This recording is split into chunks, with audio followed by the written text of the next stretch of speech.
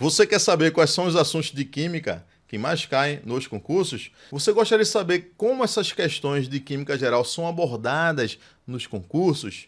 Se sim, você está no lugar certo. Eu preparei um material conversando sobre esses assuntos mais quentes, os assuntos de química mais quentes que mais caem nas provas de concurso. Baixa esse material aqui na descrição desse vídeo. Tem um link, você clica nesse link, o material aparece para você, você salva, imprime, vai resolvendo comigo, anotando as dicas que eu vou dar ao longo desse processo. Vai servir para uns como uma revisão, para outros como um aprofundamento. Por quê? Porque eu procurei pegar temas mais sensíveis, aquele tema que é o diferencial para te fazer uma questãozinha a mais do que o seu concorrente e fazer você passar, você conseguir a sua vaga no concurso público de Química. Por falar nisso, temos este ano ainda várias oportunidades nas esferas municipal, estadual e federal. Este ano ainda e nos próximos anos, seja para professor das redes, seja para peritos, analistas, as áreas técnicas. Para você ter uma ideia, além das vagas ociosas, temos a expansão da rede federal com 100 novos campi espalhados pelo Brasil. É muita vaga e uma delas, com certeza, vai ser sua. Eu sou o professor Cláudio Perdigão, aqui do Química Completa, um canal de aulas e de experiências de química. Um braço do Química Completa é o Química para Concursos. Com a minha experiência há mais de 10 anos no Instituto Federal, atuando diretamente no curso de licenciatura em Química, formando professores, veio uma problemática para mim. Como é que esse professor formado meu, como é que eu posso colocar esse professor ou ajudar este professor a conseguir a sua vaga no serviço público? Daí surgiu Química para Concursos. Há cerca de 2, 3 anos eu venho ajudando profissionais nos vários cantos aqui do mundo, graças à internet, ao poder da internet. Tá bom? Então seja bem-vindo. Eu vou responder aqui com você agora as questõezinhas fazendo a revisão. A gente vai trabalhar com quais temas? Quais foram os temas escolhidos, elencados? Vamos lá. Modelos atômicos. Modelos atômicos é um tema fácilzinho, tranquilo, mas que vem trazendo algumas discussões pertinentes e que são abordadas nas provas de concursos de química. Tabela periódica, o histórico da tabela periódica. Querendo ou não, isso aqui é um diferencial. As pessoas não gostam muito de estudar a tabela periódica. É um diferencial que cai nas provas. E você acertando, você vai conseguir a sua vaga. Propriedades periódicas, associado à carga nuclear efetiva e ao efeito de blindagem. Você vai revisar comigo também. Principalmente aqui a energia de ionização é a mais cotada, vamos falar assim. Ligação iônica envolvendo energia de rede. Ou seja, você do ensino superior, você não vai se preocupar com aquela coisinha, com composto iônico, metal e ametal. Tem muita coisa por aí. Você sabe que nem todo metal com ametal forma um composto iônico. Tem compostos, por exemplo, cloreto de alumínio.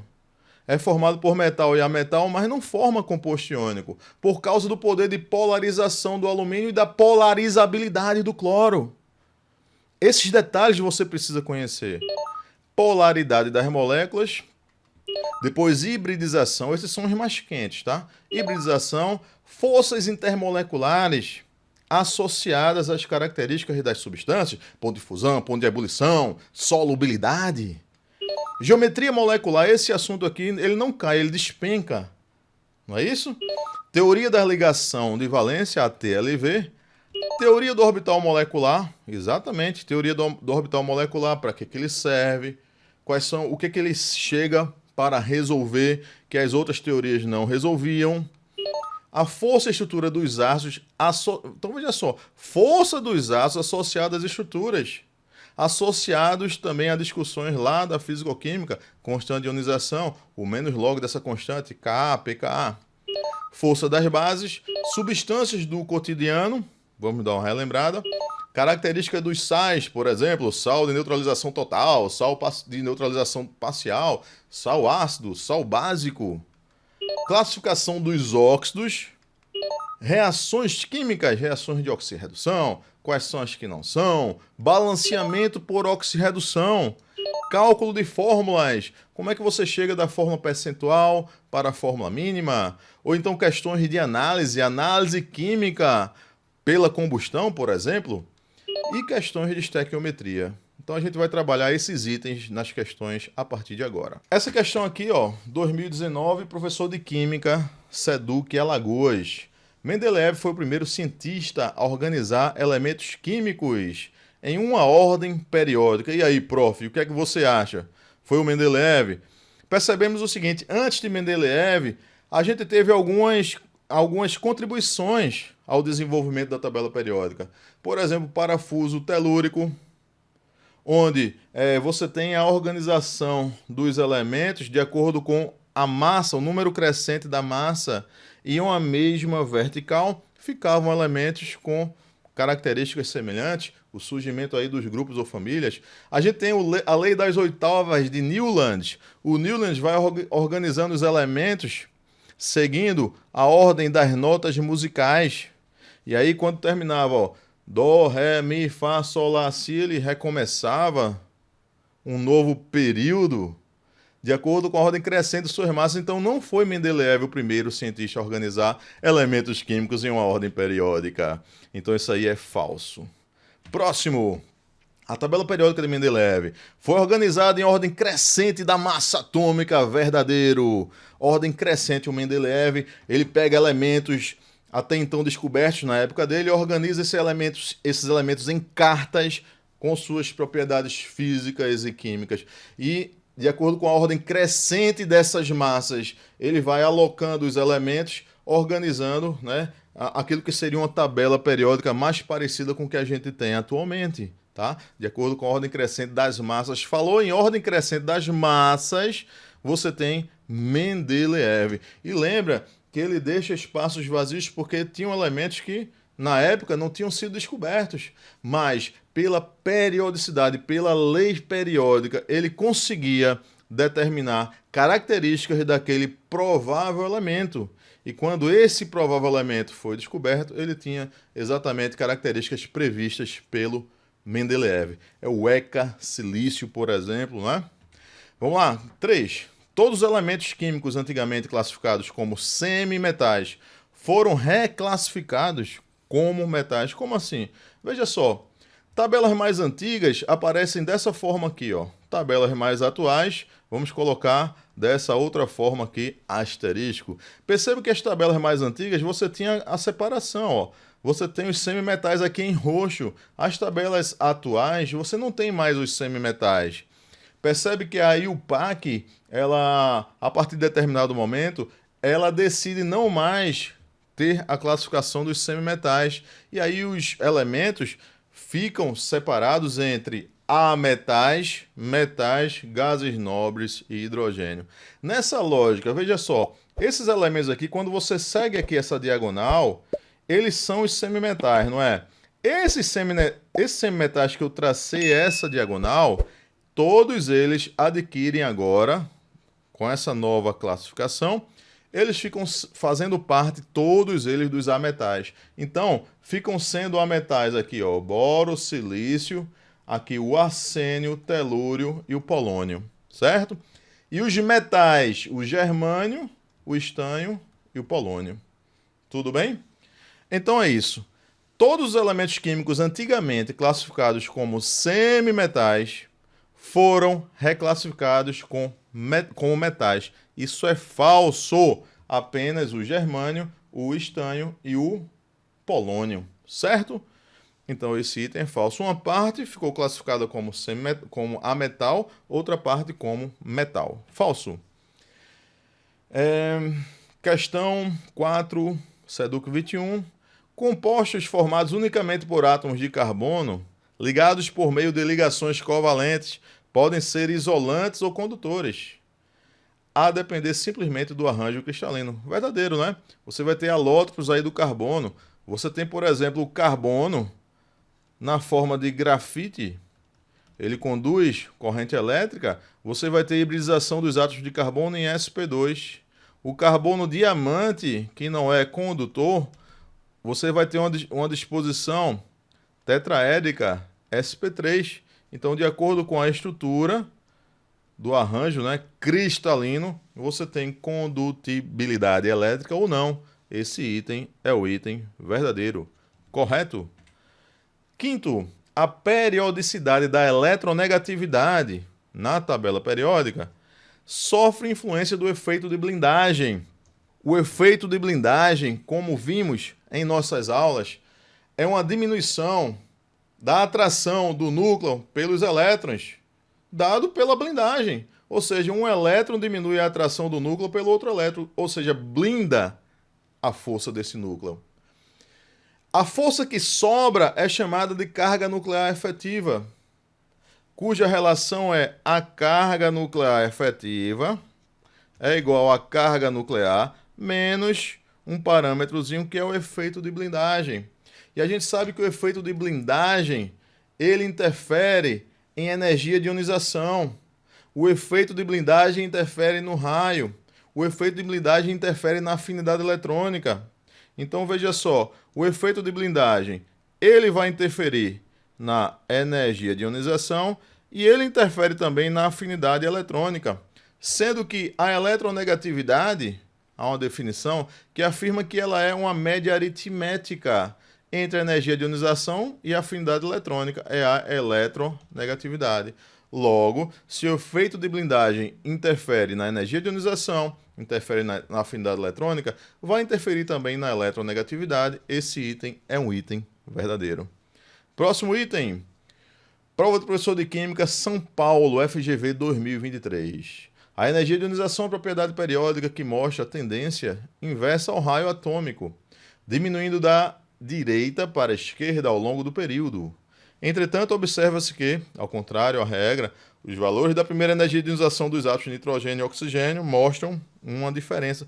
Meu querido e minha querida, trabalhamos bastante isso em nossas aulas. Olha só, a eletronegatividade, se você assumir isso aqui como sendo uma tabela periódica,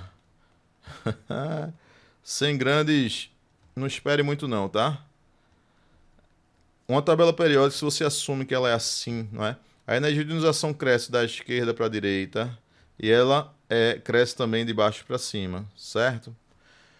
E aí o que acontece? Temos o elemento nitrogênio fazendo parte do grupo 15, não é?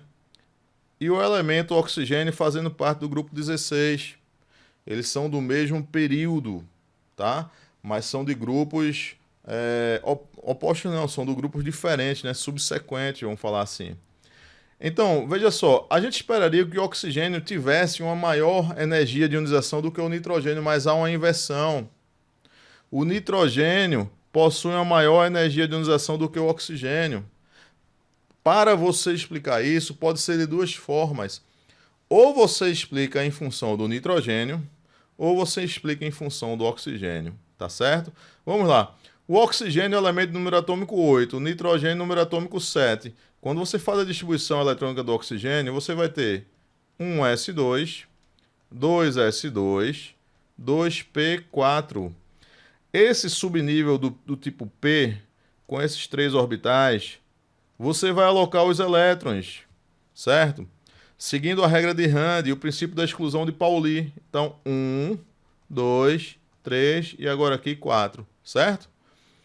Para o nitrogênio, obviamente, ele vai terminar aqui, ó, em 2p3, porque é 1 a menos, não é não?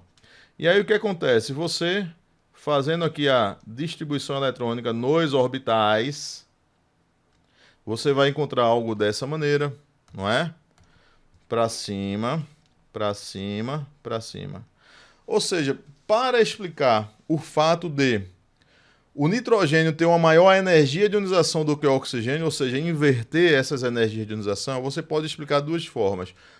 Com relação ao oxigênio, você pode afirmar que no oxigênio há uma repulsão entre esses elétrons. Por haver uma repulsão entre esses elétrons, essa repulsão faz com que esse elétron seja retirado mais facilmente, certo?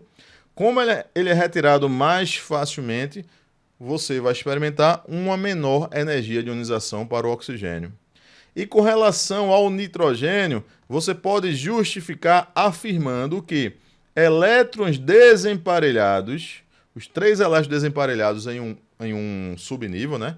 Ou seja, no subnível 2P, esses 3 elétrons desemparelhados trazem uma configuração de estabilidade, certo? Você explica por um ou explica por outro. Vamos lá. Resposta. A repulsão dos elétrons 2P na espécie O+, é muito alta. Olha só, quando o oxigênio perde esse elétron, não há uma repulsão dos elétrons 2P. Então esse item é falso. Letra B. A repulsão dos elétrons 2P do átomo do nitrogênio, no nitrogênio não tem repulsão de elétrons 2P. Falso. No caso do nitrogênio, os orbitais P semi-preenchidos têm baixa estabilidade. Falso. Ele tem alta estabilidade. Tem alta estabilidade e tem alta energia de ionização. A repulsão dos elétrons 2P na espécie N+, falso. Você não experimenta a repulsão 2P na espécie N+.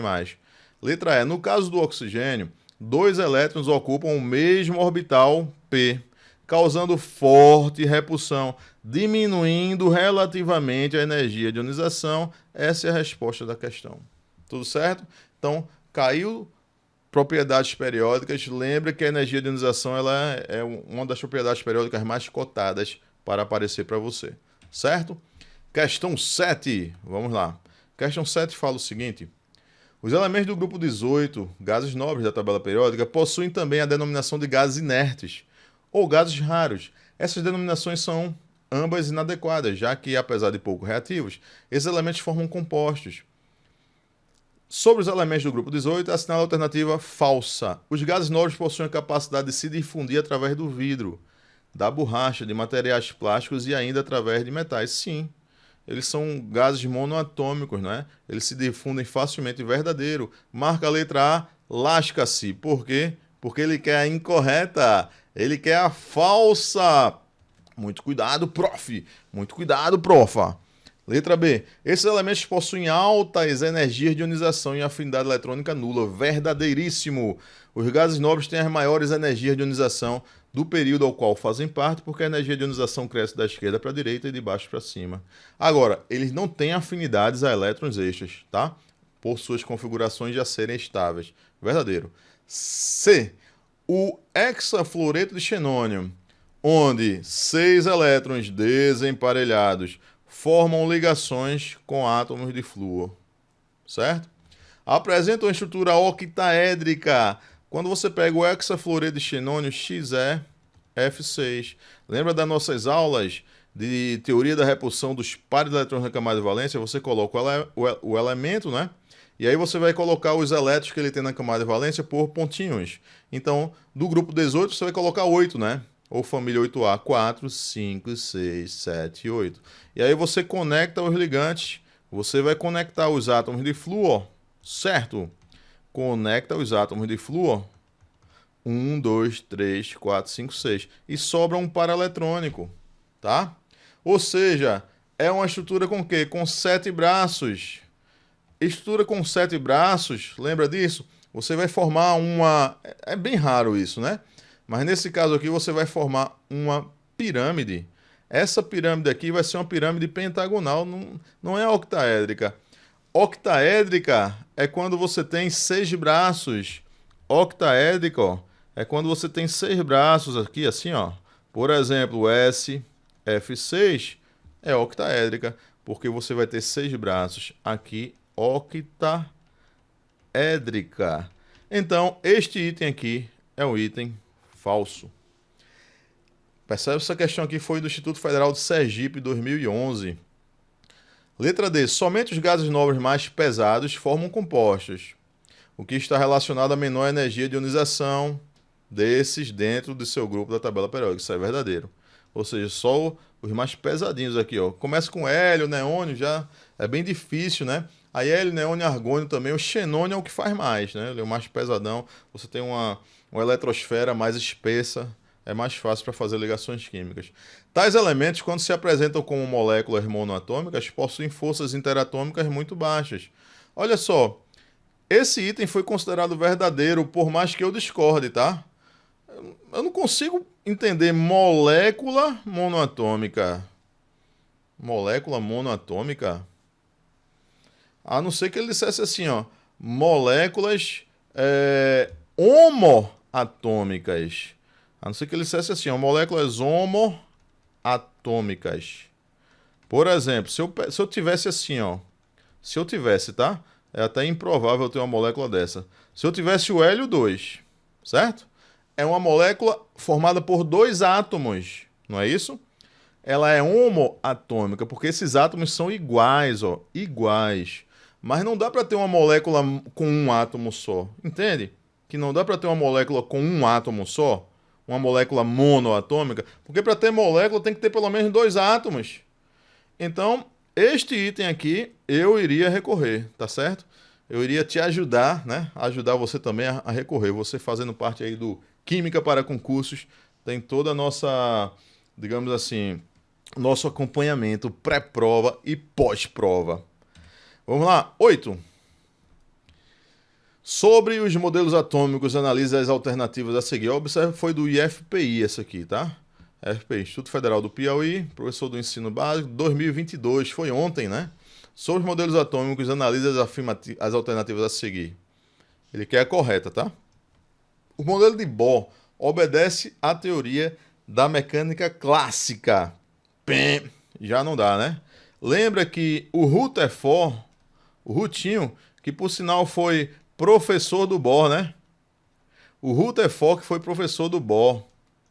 Olha só, o Rutherford tem uma cisão muito forte entre esses modelos. Aqui você tem a mecânica clássica, aqui você tem a mecânica quântica, quantização de energia, certo? Apesar de serem só 2 anos daqui, ó, 1911 e aqui 1913, é uma forma totalmente diferente de enxergar o mundo associado à química quântica. Então esse item aqui é um item falso. Ele fala mecânica clássica, é mecânica quântica. Letra D. A dualidade onda-partícula, o princípio da incerteza, o princípio da exclusão de Pauli, são contribuições da teoria atômica aceita atualmente. Será? Será que ainda é aceita? É, ainda são aceitos. Olha só, a teoria onda-partícula, os experimentos da partícula-onda, propostos por nada mais, nada menos que Einstein, a interação da partícula, ninguém contestou ainda. Você não tem teorias que derrubem a dualidade da onda-partícula, também discutida por de Broglie, não é? Princípio da incerteza de Heisenberg. É impossível determinarmos com precisão, ao mesmo tempo, no mesmo instante, tanto a posição quanto a velocidade de um átomo. Né? De um átomo não, de um elétron, de uma partícula pequena como um elétron. Princípio da incerteza de Heisenberg. E o princípio da exclusão de Pauli, onde afirma que elétrons em um mesmo orbital eles precisam ter spins contrários. São contribuições da teoria atômica aceita atualmente, sim, são. O princípio da dualidade proposto por Heisenberg não foi por Heisenberg, foi por Louis de Broglie. De Broglie falou em dualidade da partícula onda, né? A dualidade do elétron com partícula onda é Louis de Broglie. Certinho? Então aí, ó, falso. 4. O modelo atômico de Rutherford obedece à teoria da mecânica quântica. Mecânica quântica não. Não, não. O modelo atômico de Rutherford, mecânica clássica. Então aqui falso, certo? Então vamos lá. Analise a alternativa correta. Resposta correta, letra E, se apenas a afirmativa 2 estiver correta. Tudo certo, nada errado? Vamos em frente, adiante. Questão 9. A energia de rede para um composto iônico MX pode ser definida como a energia necessária para ocorrer a seguinte reação. A energia de rede, você tem aqui, ó, a quebra da energia de rede, o composto sólido vai se transformar nos íons gasosos. Tudo bem? Vamos lá. Considere os seguintes compostos: fluoreto de sódio, cloreto de sódio, fluoreto de cálcio, cloreto de cálcio, fluoreto de lítio e cloreto de lítio. Certo? Com base nessas informações, assinale a alternativa correta. Todos os compostos apresentados são espécies apolares. Falso, né? Você tem compostos iônicos. Aí, ó, falso. Letra B. A temperatura de fusão do cloreto de lítio é maior do que a temperatura de fusão do fluoreto de lítio. Veja só, Nas nossas aulas, trabalhamos a equação de Born-Landé, não é? Essa equação aqui feiosa, aí você diz, poxa, prof, eu vou ter que saber essa equação. Não, calma. É importante você saber o que significa cada elemento desse, mas, veja só, o mais importante aqui é você perceber que essa energia de ionização, perdão, essa energia de rede, tá? Da equação de Born-Landé, está relacionada ao Z+, e ao Z-.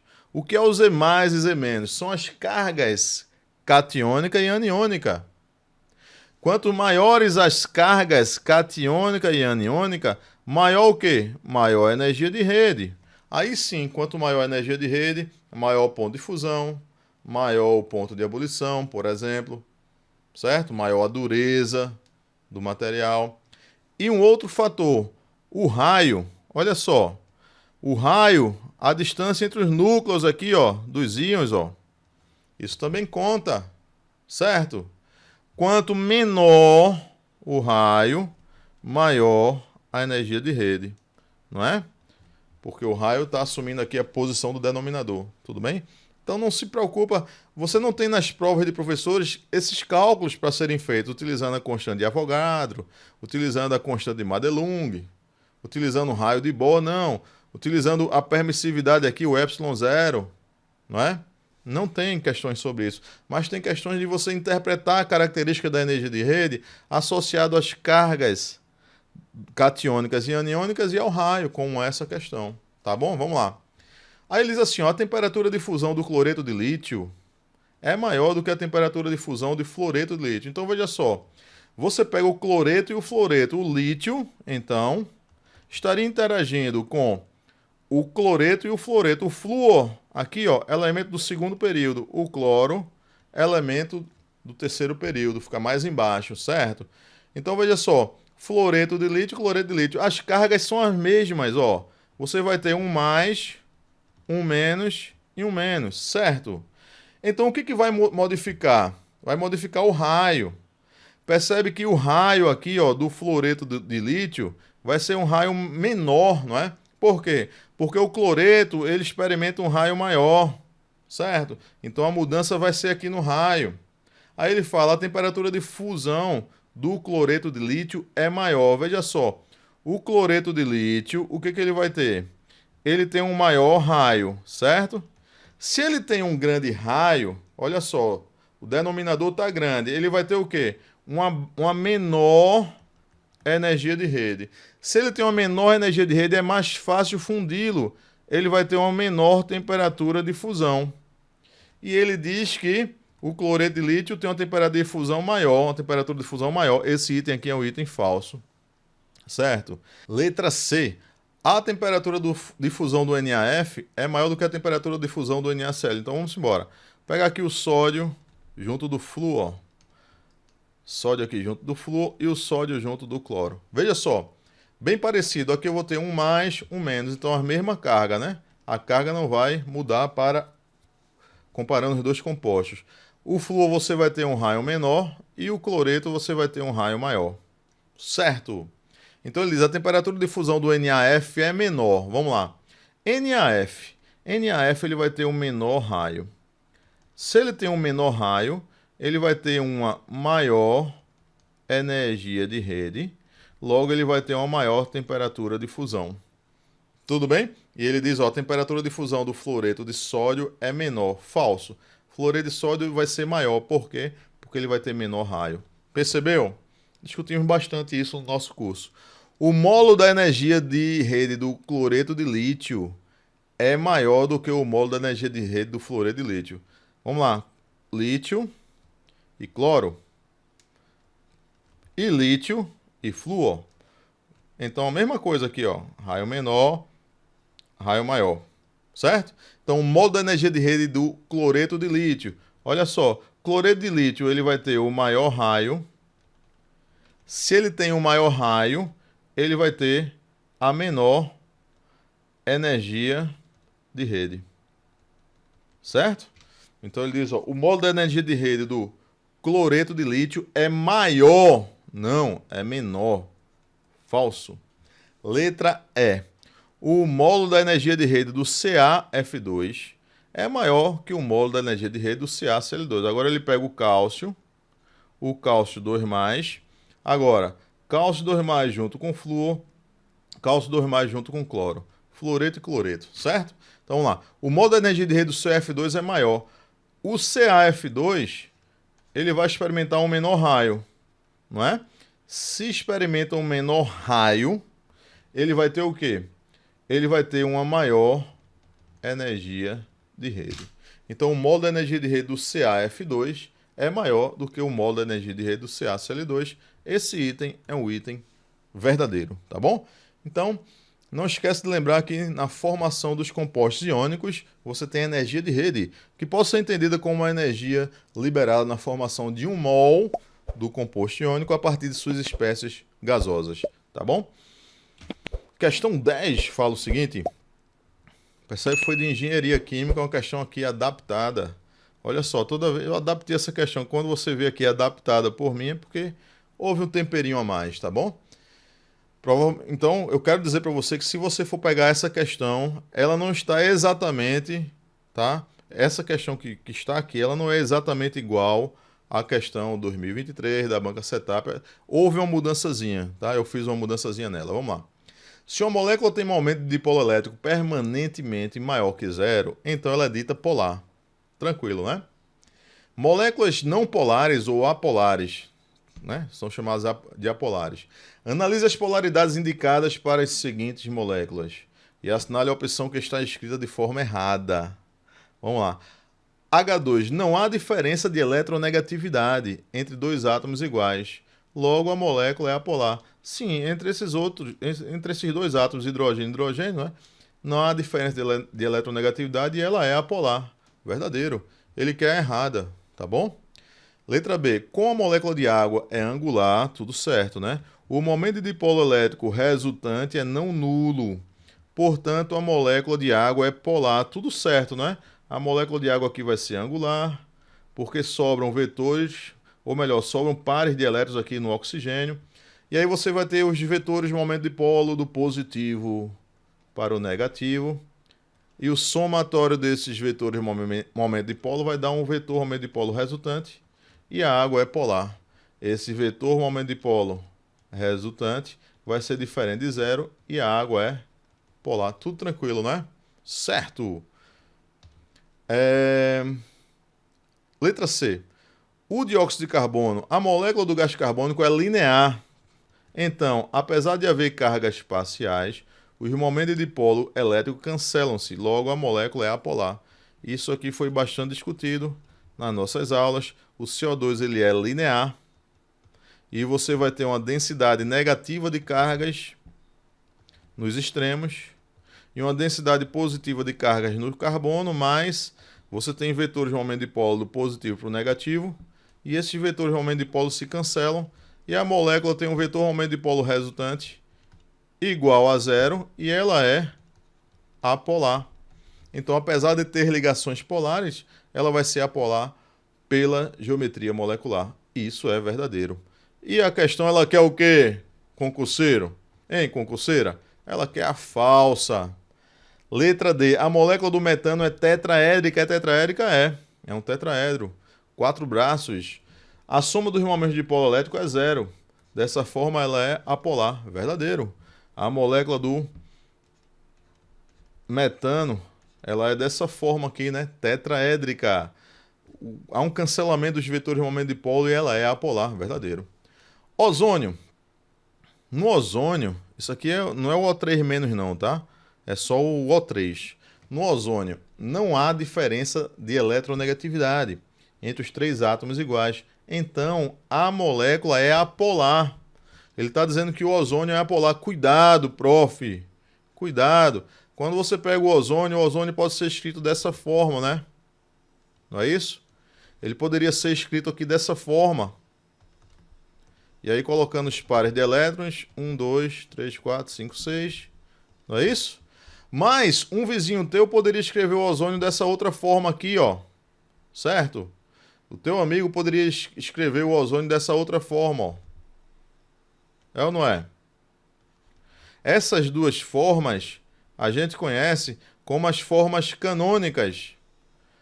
a gente conhece como formas canônicas para o oxigênio, não é? São as formas canônicas do oxigênio, ou seja, o oxigênio, ele, na verdade, não é nenhuma forma nem essa, que são as formas canônicas. Ele vai ser um híbrido de ressonância. Veja que interessante. Nesse híbrido de ressonância, teremos o quê? Teremos o ozônio com uma ressonância nessas ligações aqui, ó. Essa ressonância faz essa parte da molécula ficar com a densidade negativa de cargas e essa parte da molécula ficar com a densidade positiva de cargas. Portanto, é verdade você dizer que o ozônio, ele é leve, veja só, levemente polar. Ele é considerado polar. Sim. Então toma muito cuidado. Ou seja, não é correto dizer que agora eu generalizar e dizer toda molécula formada por átomos iguais é apolar. Não. Olha o exemplo do ozônio. Bem específico, né? O ozônio ele é considerado polar e esse item aqui é um item falso. Então, muito cuidado com isso. Se aparecer numa prova para você, tá? Marque e me agradeça depois, tá bom? Vamos em frente, construindo a sua aprovação, prof. A geometria do tipo piramidal quadrada é um caso particular de moléculas em que o átomo central excede a regra do octeto. Um composto que apresenta esse tipo de geometria, olha só, ele quer a piramidal quadrada. Essa aqui também foi uma questão adaptada. Eu fiz uma modificaçãozinha, tá? Para dar um temperinho a mais, tá? Esse tipo de abordagem aqui cai muito em provas, por exemplo, para perito, né? Para perito federal, perito químico federal, ou perito químico também da Polícia Civil, tá? Analistas também químicos. É um assunto que cai muito, é muito frequente, tá? Então vamos embora. Olha só, ele quer piramidal quadrada, hexafluoreto de xenônio. Como é que a gente faz uma geometria dessa? Perdão, tetrafluoreto de xenônio, XF4. Lembra que no nosso curso, tá? A gente vê isso bem tranquilo. Eu pego o elemento central e coloco os pares, os elétrons que ele tem, né? Então, xenônio, eu vou colocar o quê? 8, porque ele é da família 8A. 1, 2, 3, 4, 5, 6, 7, 8. Agora eu conecto os flúors, os átomos de flúor. Você conecta. E aí sobram pares de elétrons. O que é que você faz agora? Você conta o número de braços. As ligações e os pares eletrônicos são braços. 1, 2, 3, 4, 5, 6. 6 braços, você vai fazer o quê? Você vai fazer aqui, ó, uma geometria, como a gente conversou, octaédrica, certo? Agora, desses 6 braços você troca. Nesse caso, você vai trocar o oposto aqui, ó. Pá, pá. Ou seja, a geometria aqui vai ser quadrado planar, certo? É um quadrado planar. SF4, vamos lá, enxofre da família 6A, tu bota os 6 elétrons. 1, 2, 3, 4, 5, 6.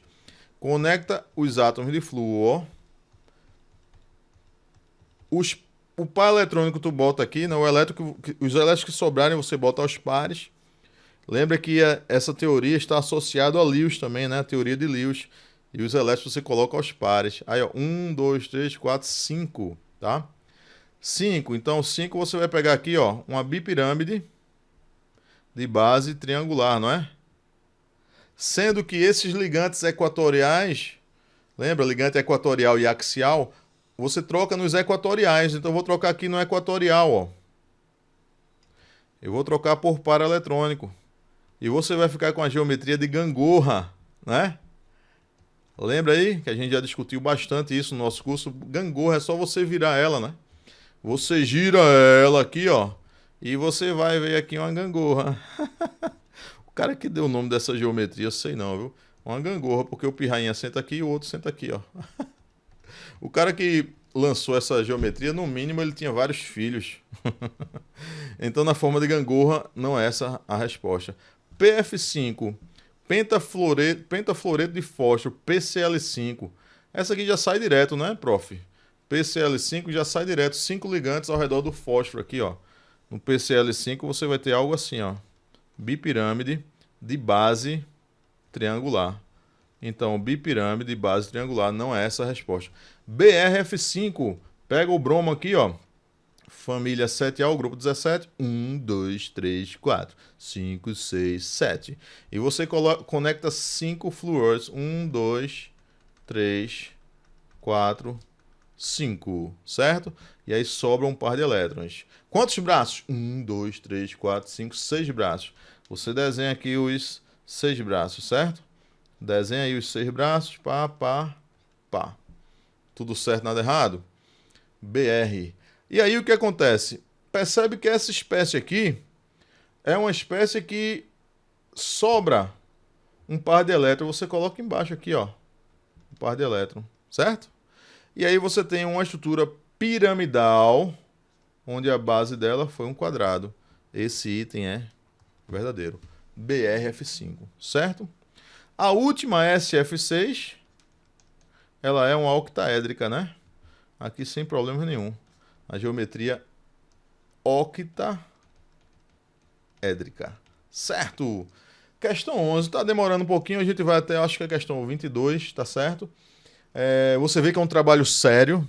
Isso aqui não é brincadeira, não. É um trabalho que ajuda, tá? E se você não é inscrito no canal, se inscreva no canal. Por que é importante você se inscrever no canal? Para mim favorecer, para lhe favorecer. Você se inscrever no canal, você sinaliza para o YouTube que esse canal é um canal de relevância. Aí o YouTube vai mandar mais discussões que a gente fez para você. Assim que eu postar algo relacionado a concurso, o YouTube já manda para você, tá certo? Então se inscreva no canal e curta o canal, tá bom? E aí o YouTube, quanto mais você fizer isso, mais o YouTube vai mandar para você materiais meus e também materiais de outros professores bacanas que podem trabalhar com concursos. Se você demonstrar esse interesse, o YouTube vai mandar para você também. Você só tem a ganhar, tá certo? Então vamos em frente. É claro, se você quiser me ajudar, você faz aquele comentáriozinho bacana. Que aí, me ajudar em que sentido? No sentido de eu obter uma resposta, que é algo que está agradando, não é? Que está ajudando alguém. E aí de repente eu abro, poxa, olha, teve um comentário do professor, eu fico feliz com isso, né? Não é não? Então vamos em frente, questão 12. Consuplan, professor de Química, Instituto Consuplan, professor de Química 2021. As forças nas moléculas que originam as ligações covalentes influenciam a forma espacial molecular, as energias de ligação e diversos aspectos do comportamento químico. Entretanto, as propriedades físicas de líquidos e sólidos moleculares são relativas em grande parte às forças intermoleculares, ou seja, as forças que existem entre as moléculas. Por meio do entendimento da natureza da intensidade das forças intermoleculares, pode-se relacionar a composição e a estrutura das moléculas, as respectivas propriedades físicas. Deu a bexiga. Sobre as forças intermoleculares é falso. Cuidado, prof. Aparece muito em concursos para professores e concursos para técnicos, concursos para peritos. Ele pedindo a falsa, tá bom? Ele quer a falsa. Muito cuidado com isso, muito cuidado. Vamos lá. A ordem crescente do ponto de ebulição, meus queridos. O ponto de ebulição de uma substância, veja só, temperatura de ebulição de uma substância vai depender de fatores como o quê? A massa molar da substância e as interações intermoleculares. E as interações intermoleculares vai depender de quê? Da polaridade das moléculas. E a polaridade das moléculas vai depender de quê? Da polaridade das ligações e da geometria das moléculas. Esse é o cenário, tá? Por exemplo, quanto maior a massa molar, geralmente maior a temperatura de ebulição. E quanto mais fortes as interações, maior a temperatura de ebulição, não é? H2 é uma molécula leve e apolar, vai ter a menor temperatura de ebulição. O neônio é apolar? É. Mas ele tem uma maior massa. O neônio ele tem massa de quanto? Massa de 20, 20 gramas por mol, enquanto que o H2 é 2 gramas por mol. Então há um aumento da massa molar daqui para cá. Ó. Então aumenta a temperatura de ebulição. O monóxido, você já tem uma espécie o quê? Polar, aumenta a temperatura de ebulição. E a massa dela maior também, né? Você vai ter 12 com 16, né? Você tem 28 gramas por mol. HF já é uma molécula bem mais polar. E o flúor aqui, a massa do flúor, O flúor, massa de 18 e hidrogênio 1, mas você tem uma molécula muito polarizada aqui, ligação do hidrogênio. E o cloreto de bário, substância iônica, aumenta demais a temperatura de fusão. Então a ordem crescendo do ponto de ebulição das substâncias está certo, tudo verdadeiro. E se você marcar essa, CIFO, porque ele quer a falsa. As forças de dispersão ocorrem entre todas as moléculas. Não importa se são polares ou apolares. Sim, as forças de dispersão, também chamadas de forças de dispersão de London, ocorrem entre todas as moléculas. Elas vão interagir de alguma forma se elas estiverem suficientemente próximas umas das outras. Para as moléculas de massas e tamanhos aproximadamente iguais, a força das atrações intermoleculares aumenta com o aumento da polaridade. Quanto mais polar, maior a força ou as interações intermoleculares. Verdadeiro também. D. Uma vez que o tamanho molecular e a massa geralmente se assemelham, as forças de dispersão tendem a diminuir em intensidade com o aumento da massa molecular. Tendem a diminuir com o aumento da massa molecular, falso.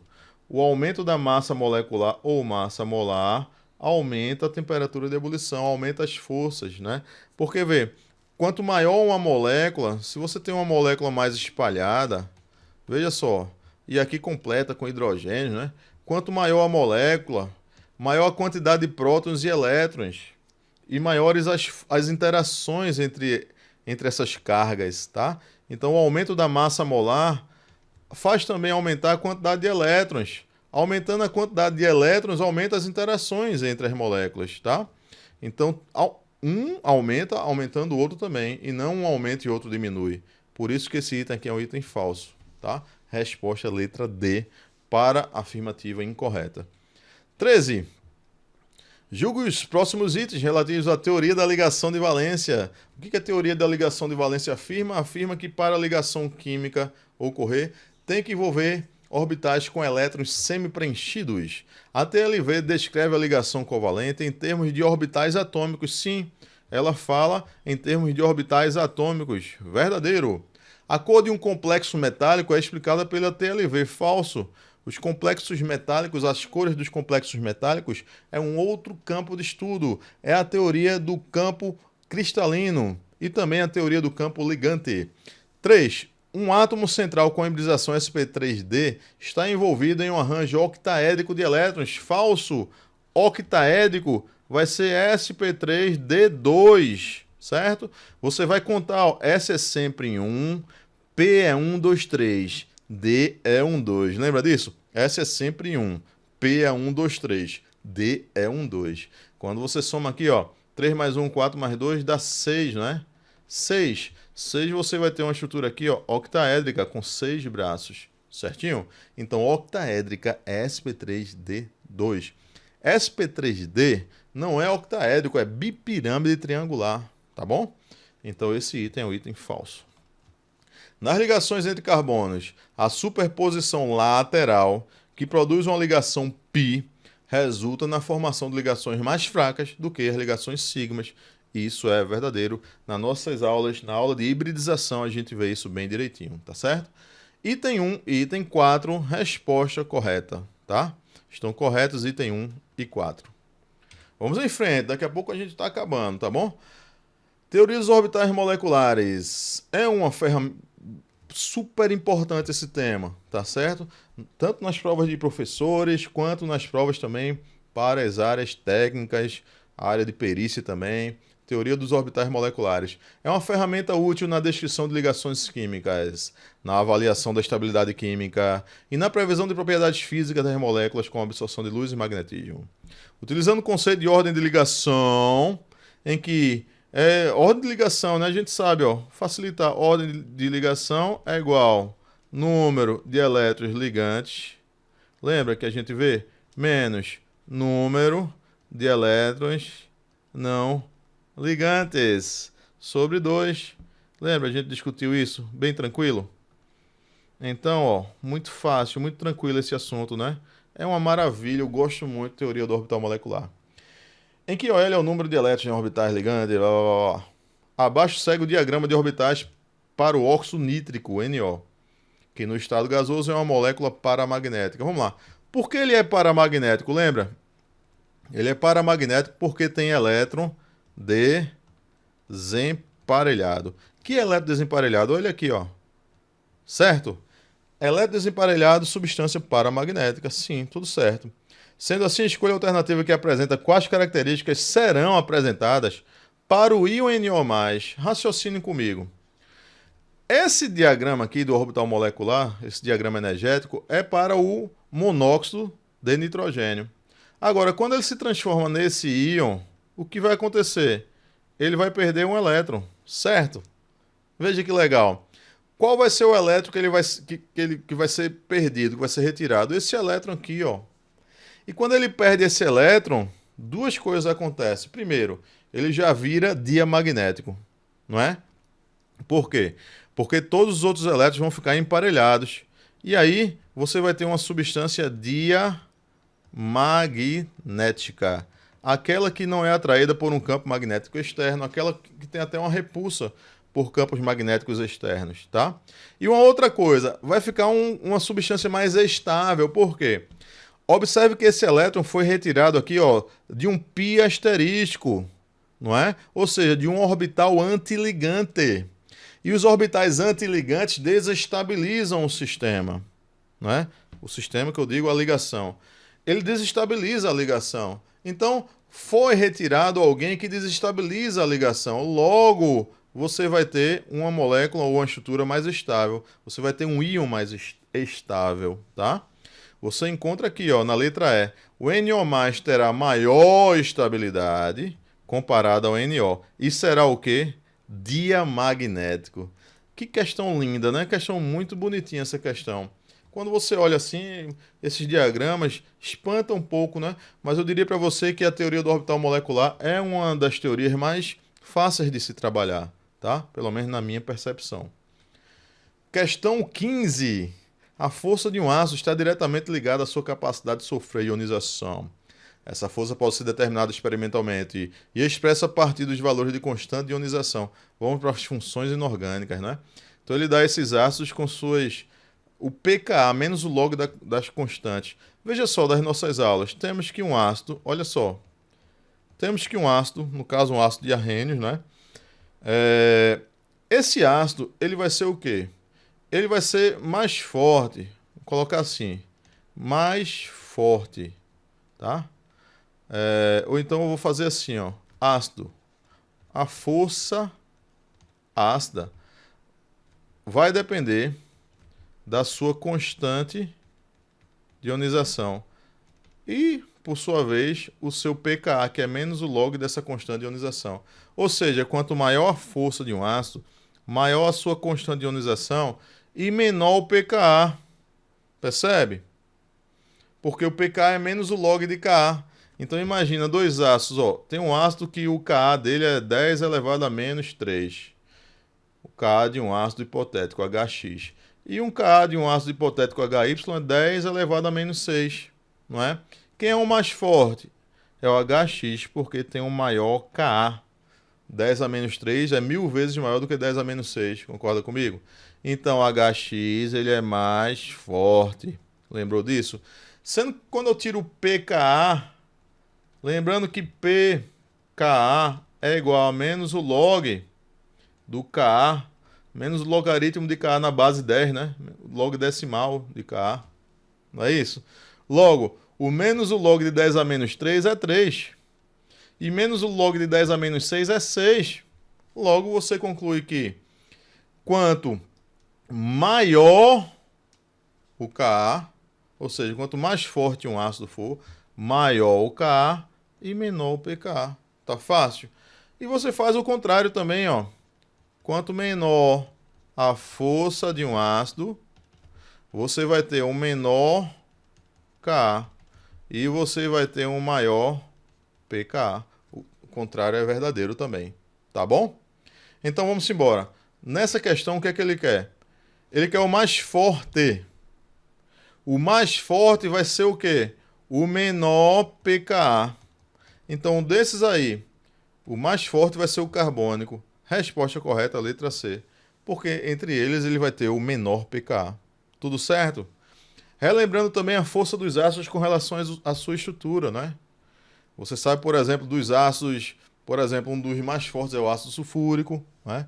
Você tem uma ligação muito forte aí, muito polarizada, tá? Fazendo com que o hidrogênio fique muito polarizado e você tem um ácido muito forte. Então, as discussões que a gente já fez lá, tá? Nas nossas aulas do Química para Concursos. Questão 16. Diz o seguinte: associe as substâncias inorgânicas citadas na coluna 1 com as respectivas aplicações citadas na coluna 2. Olha lá, as substâncias. Vamos lá. Quem é usado como desinfetante muito forte? A água sanitária, né? A água sanitária é o hipoclorito de sódio aqui, ó. Começa com 3, certo? Quem é usado em fermentos para bolos? É o bicarbonato de sódio. Bicarbonato de sódio ou hidrogênio carbonato de sódio já é 5, ó. 3, 5, você já pega aqui a sequência, ó. 3, 5, 1, 2, 4, ó. 1, 2, 4, é só conferir. Usado na limpeza de pedra de mármore, aqui, ó. Pedras de mármore, é o ácido muriático, né? Boa, tá certo. Utilizado na produção de sabão. 2, hidróxido de sódio. Sim, a soda cáustica, historicamente, há muito tempo já fazia esse sabão utilizando banha de porco, banha de animais, utilizando a soda cáustica ou hidróxido de sódio. E, por último aqui, utilizado no tratamento da água de piscina, aqui o carbonato aqui fazendo parte também da composição da barrilha, não é? Então, 3, 5, 1, 2, 4, resposta correta, letra B. É a química no cotidiano para relaxar, né? Para você relaxar. Presente também em provas de concursos, né? Das mais diversas áreas. Questão dos óxidos. Olha só, pega essa aqui, essa revisãozinha. Óxidos são compostos binários em que o oxigênio é o elemento mais eletronegativo, não é isso? Certo. E aí, veja só, esses elementos junto com o oxigênio. Imagine isso aqui é uma tabela periódica, tá? Imagine que isso aqui é uma tabela periódica. Vou dar uma revisãozinha aqui de milhões sobre óxidos, tá? De milhões. Olha só, esses elementos aqui, geralmente, tá? Metais cujo NOx é menor do que 3, geralmente, principalmente esses metais, formam óxidos com caráter básico. Um óxido básico, característica dele, reage com água formando base, ou reage com ácido formando sal e água, tá bom? Uma revisãozinha aqui para você. Um elemento muito eletronegativo, e elementos assim, com NOx maior ou igual a 5, né? Você vai ter o contrário. Você vai ter óxidos ácidos. Óxidos ácidos. Pertencente à chuva ácida. Cai muito, né? Muito abordado nas questões. Por exemplo, SO3 com água forma um ácido sulfúrico. Ou seja, um óxido ácido com água, por exemplo, H2O mais o SO3 vai formar o H2SO4. Certo? Componente da chuva ácida. Óxidos de nitrogênio também formam a chuva ácida, não é isso? Então aqui formam óxidos ácidos. Tem óxidos que são anfóteros. Geralmente você vai ter, ó, metais mais ou menos por aqui, assim, ó. Você vai ter um óxido anfótero. Um óxido anfótero, ele reage ora como se fosse um óxido ácido, ora como se fosse um óxido básico. Ou seja, ele pode reagir com um ácido forte ou pode reagir com uma base forte. Ele vai ser um óxido anfótero. E você tem aqui, toma cuidado, tá? Você tem 3 óxidos que não são nem ácido, nem básico, nem anfótero. Eles são neutros. Você vai ter o nonoco, NO, N2O e CO. Esses caras são chamados de neutros. Eles não reagem nem como ácido, nem como base, tá? Eles são neutros. Tudo bem? E já dá para ajudar em alguma coisa aí, né? Essa revisãozinha dá para ajudar em alguma coisa. Fora isso, lembrar os óxidos salinos, também chamados óxidos duplos, geralmente você vai ter eles vão ser formados pela composição de outros óxidos, tá? Vamos para a questão. Óxidos 1 e 2 são neutros.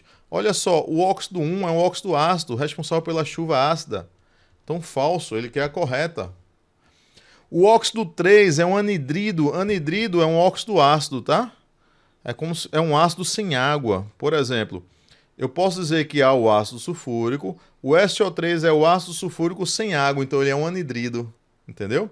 Aí ele diz assim, ó. O óxido 3 é um anidrido misto, enquanto que o óxido 1 é anfótero. Você poderia até considerar aqui um anidrido misto. Agora, anfótero aqui para 1 não. 1, ele é ácido, certo? O 1 é ácido, falso. A substância 4 é um óxido duplo, enquanto que a substância 6 é um óxido básico. Vamos lá. A substância 6 é um óxido básico? Verdadeiro, né? Porque ele tem o óxido de sódio. Ele reage com água formando uma base, o hidróxido de sódio. Então, ó, o Na2O pode reagir com água, formando uma base que é o hidróxido de sódio, NaOH. É só você ajustar aqui, ó, certo? Então, esse item é um item verdadeiro. Agora, quando ele diz que 4 é um óxido duplo, 4 é um óxido duplo, por que um óxido duplo? Será que é um óxido duplo? É. Percebe que o Fe3O4, Fe3O4, ele é como se fosse uma composição de outros dois óxidos, que é o FeO, o óxido ferroso, e o óxido férrico. O óxido férrico, que é o Fe2O3. Percebe? Se você juntar, vai dar Fe3O4. Como é que você nota isso? Olha só, eu costumo notar isso pelas cargas. Por exemplo, no óxido férrico, o oxigênio tem NOx 3+, certo? No óxido ferroso, o oxigênio tem NOx 2-, certo? No óxido férrico aqui, ó, vai dar um NOx quebrado, não vai ser nem 2 nem 3, vai ser um meio termo entre eles. Quer ver, ó? O oxigênio é 2-, 2 vezes 4, 8-. Aqui você vai ter o quê? 8+ dividido por 3. Quando você divide 8 por 3, dá quanto? Não vai dar um número exato, não é? 8 por 3, 2. 2 vezes 3, 6. 7, 8, 2. Desce o 0. 20 dividido por 3 dá quanto? 2,66 e por aí vai. Aí você já nota que esse cara aqui, ó, é um óxido misto, não é? Ele vai ser um óxido misto, porque ele vai ser a composição de dois outros óxidos. Você nota que o NOx dele não vai dar inteiro. Ficou facinho assim? Então, olha só, a substância 4 é um óxido. Cadê? Substância 4, não. A substância 4 é um óxido duplo, não é? Óxido duplo, enquanto a substância 6 é um óxido básico. Resposta correta, letra C. Tudo bem? Aí, ó, 5. O óxido 5 é anfótero. O óxido 5 aqui, ó, é um peróxido, né? Ele vai ser básico, falso. E ele diz que o óxido 2 é neutro. O óxido 2 é neutro? Não. O óxido 2 aqui ele é anfótero, tá? E por aí vai. Os óxidos 1, 5 e 6 são neutros. 1 não é neutro, 1 já é ácido. Então a resposta correta, letra C. Tudo bem? Deu uma revisada boa aí nos óxidos, né? Vamos em frente. Questão 18. A calagem é a prática mais comum e mais efetiva na correção da acidez. Boa! Ele conta uma historinha e diz assim, ó, de acordo com as informações acima do texto, sobre o calcário, composto predominantemente por carbonato de cálcio, CaCO3.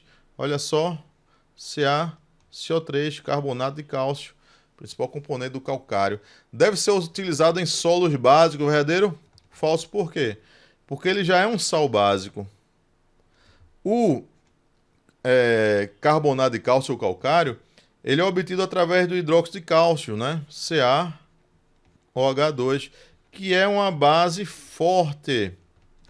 Enquanto que o ácido carbônico, H2CO3, é um ácido fraco.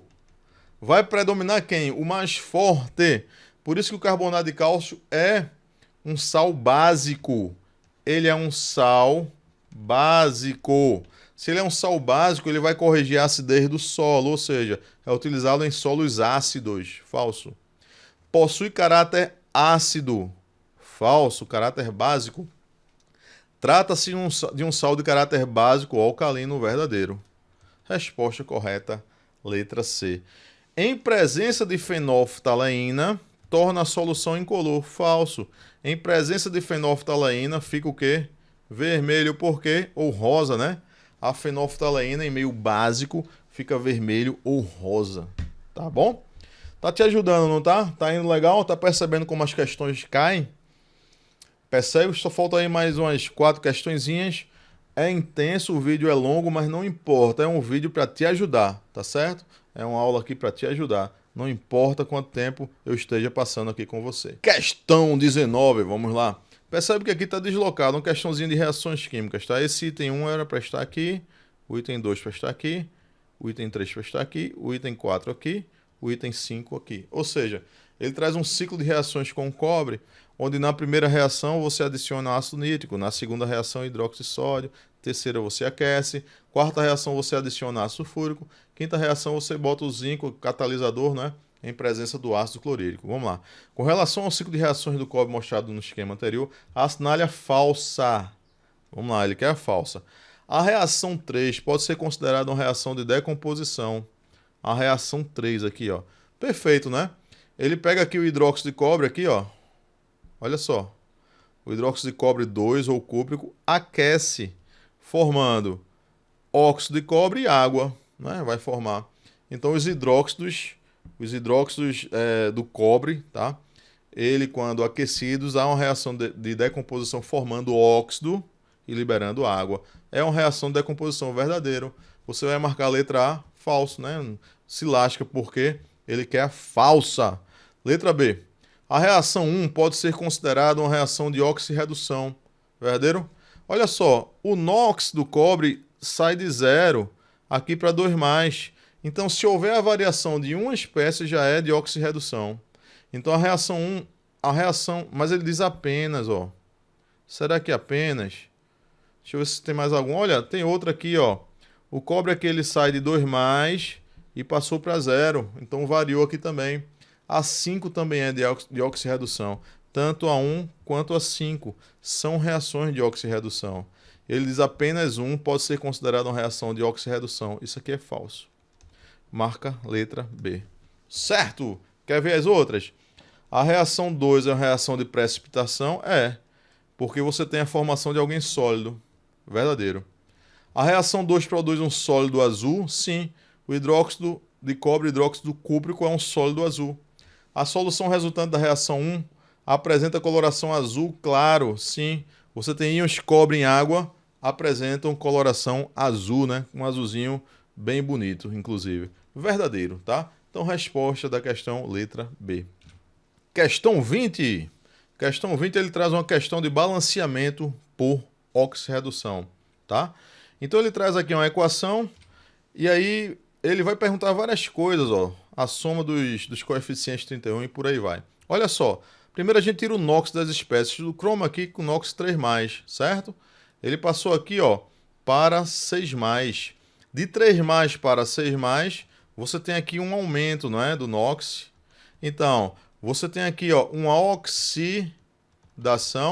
Essa oxidação causada por uma perda de elétrons. A variação do NOx de 3 para 6, dando um total de 3, multiplicado por 1, 3, certo? Perceba que no peróxido, o oxigênio aqui, ó, ele sai de 1- e vai para 0, para 2- no caso, né, na água. De 1- para 2-, você vai experimentar aqui uma redução, né? Então, de 1- para 2-, deixa eu trocar a cor aqui, ó. Você vai encontrar aqui uma redução. Essa redução envolve o ganho de elétrons, cujo delta vai ser de -1 para 2-, dando um total de 1, certo? Mas como você tem 2 oxigênios, você multiplica por 2, então dando um total de 2.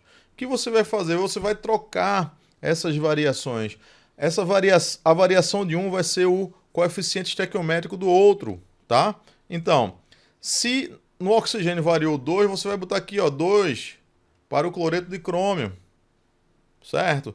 Se no cloreto de crômio variou 3, você vai botar 3 aqui para o peróxido e o resto é por tentativas, tá bom? Vamos lá.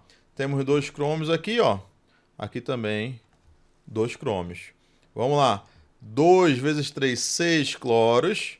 Eu vou colocar aqui, ó, 6 NaCl. Agora o sódio, 2 vezes 2, 4, com 6, 10. Então, 10 unidades de hidróxido de sódio. Agora os hidrogênios. 10 hidrogênios com 6 daqui, 16. Então, 16 hidrogênios, vamos colocar 8 águas, certo? Quando a gente soma isso aqui tudinho, ó, vai dar um total exatamente de 31. Resposta da questão letra D. Agora ele diz, ó, a reação, letra A, a reação em tela pode ser uma auto-oxirredução? Falso. A auto-oxirredução é a mesma espécie de oxida e se reduz. Letra B, a água oxigenada é o redutor? Se a água oxigenada aqui, ele se reduz, ela é agente oxidante. Falso. Considerando a reação balanceada, com os menores coeficientes estequiométricos inteiros, a semi-reação de redução da água envolve 3 elétrons. Não.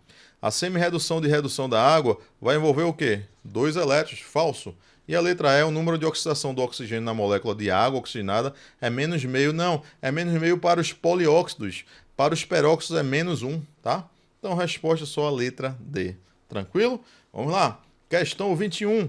Traz uma questãozinha de análise. Análise por combustão. Então, veja só. Uma técnica usada em laboratórios químicos é a determinação das fórmulas empíricas pela análise por combustão. Nesse processo, queima-se uma amostra em um tubo por onde passa um fluxo abundante de oxigênio, sendo todo o hidrogênio do composto convertido em água e todo o carbono convertido em dióxido de carbono. O equipamento utilizado é representado pela figura a seguir. Então ele traz uma figura aqui, ó, de todo o esquema e diz assim: na análise por combustão de 6 gramas de um hidrocarboneto recém-sintetizado, foi determinada a massa de 17,6 gramas de dióxido de carbono e 10,8 gramas de água. Ele quer a fórmula empírica desse composto. Meu querido e minha querida, muito trabalhado no nosso curso, você vai fazer uma análise por combustão, você pega o hidrocarboneto CXHY. Por combustão você vai queimar ele, não é? Uma combustão completa. Que forma? Gás carbônico e água. O que você percebe? Você percebe que todo o carbono daqui passou para cá, não foi? Então, você vai descobrir a quantidade de carbono em função dessa proporção.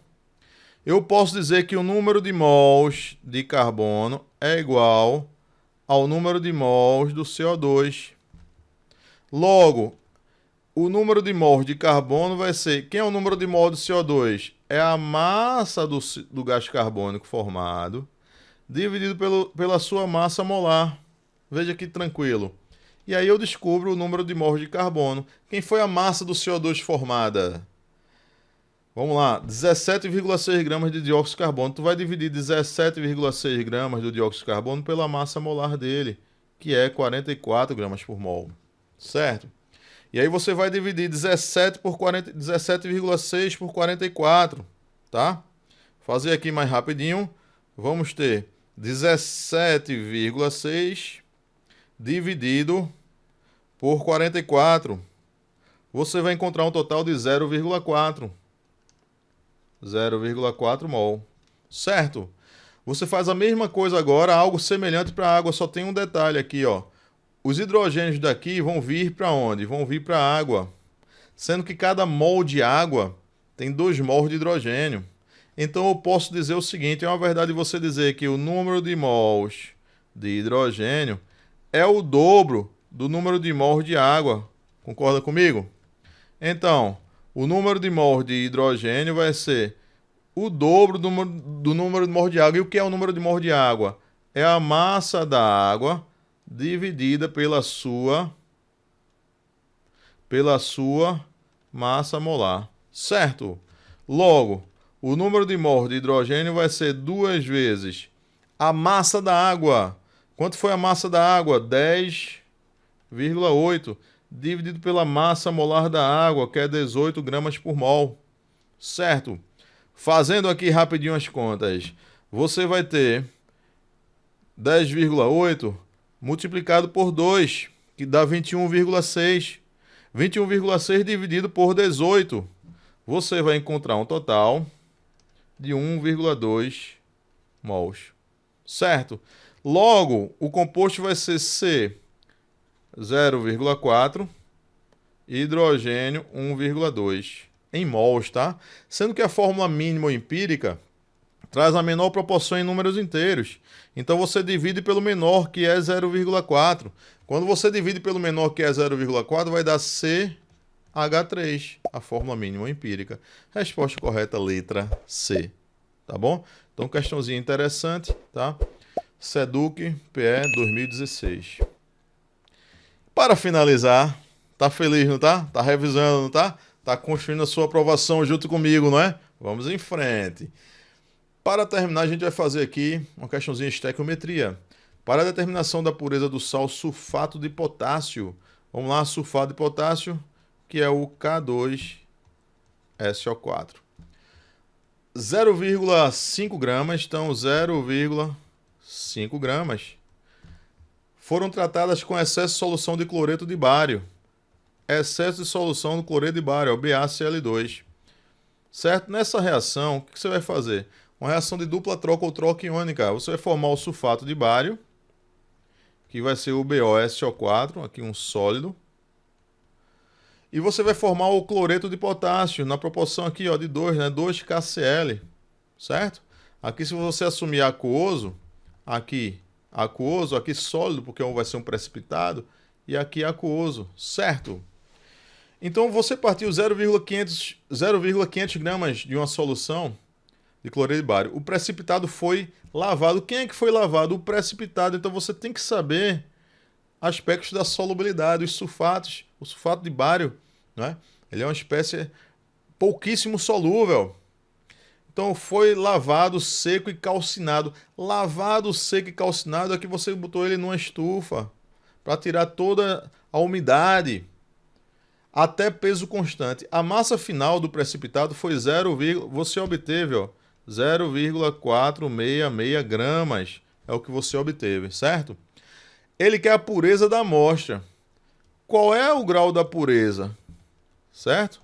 Que pureza é essa? Ele quer determinar a pureza aqui dessa amostra. Entendeu? Então veja só, uma questão de pureza dessa maneira aqui. O que é que você faz? É como se fosse uma questão de trás para frente. Você não vai trabalhar com essa amostra inicial. Você vai trabalhar com o que realmente aconteceu. Isso aqui é verdade que foi formado. Então você vai partir da verdade, tá? Então vamos lá. A proporção entre eles foi de quanto? 1 mol para 1 mol. Temos 1 mol dessa espécie reagindo com 1 mol, formando também 1 mol dessa espécie. Mas perceba que viram uma relação massa-massa. A questão facilitou para a gente, ó, já deu a massa molar aqui, ó, sulfato de potássio, 174 gramas. Então você, ó, trazendo aqui mais facilmente, eu vou relacionar os dois, para não ficar muito longe, ó, K2SO4, eu vou relacionar aqui com BaSO4, para ficar mais pertinho. Um mol dele vai ser quanto? Um mol dele vai ser aqui, ó, 174 gramas, certo? Sulfato de bário, um mol dele, 233 gramas. É assim que ele reage, tá bom? Então vamos lá. Para formar 0,466 gramas, quanto daqui vai reagir? Certo? Então, vamos lá. Essa quantidade X vai ser igual a 174 vezes 466 vezes 10 a menos 3. Tudo aqui em cima está em grama, tá? Grama e grama. Dividido por 233 também gramas, certo? Perceba que aqui tem um múltiplo, né? 233 e 466. Ficou fácil, né? Então aqui em cima vai dar 2. Então 2 vezes 174 vezes 10 a menos 3 em unidades de gramas. 2 vezes 174, temos o quê? 348. 348 vezes 10 elevado a menos 3 gramas. Esse X vai ser igual a 0,348 gramas. Certo? Ou seja, na verdade, você dessa amostra aqui, certo? Você tem apenas 0,348 gramas puro, porque só reage a parte pura. E ele quer o grau de pureza. Agora você determina o grau de pureza, certo? Você vai determinar aqui o grau de pureza. Eu posso dizer que esse grau de pureza, a porcentagem de pureza, vai ser a parte pelo todo, a parte 0,348 em gramas, pelo todo 0,500 em gramas também, que vão se cancelar, multiplicado por 100 vai dar a porcentagem, certo? Então essa porcentagem de pureza vai ser igual a 34,8, certo? Dividido por 0,5. Fechou, não foi? Se eu tenho um número dividido por meio, é esse número em dobro, né? Eu dobro, que vai dar a resposta. Então o dobro de 34,8. 2 vezes 8, 16 vai 1. 2 vezes 4, 8 e 1, 9. 2 vezes 3, 6. Então vamos ter aqui 6,96. 69, né? Perdão, 69,6. Só tem uma vírgula aqui. Então 69,6. Porcentagem de pureza, 69,6. Não tem no gabarito, mas tem o quê? Aproximadamente 70%. Certo? Resposta correta, letra B. Meu querido e minha querida, espero que você entenda, tenha percebido como essas questões caem e que esses tópicos que a gente trabalhou são os tópicos mais importantes para a prova de Química Geral, tá bom? Então espero ter te ajudado. Quem sabe em algum outro momento eu não faça de Físico-Química também. Vai depender da resposta, se o YouTube gostou, se vocês gostaram, se o público, né, a que se destina esse material gostou. De repente, se você gostou, pede aí mais de Físico-Química, pede Físico-Química, depois pede de Orgânica, que a gente pode trazer, tá? Um trabalho parecido com outras frentes também, tá bom? Espero ter te ajudado. Um grande abraço para você e vamos em frente, construindo a sua aprovação.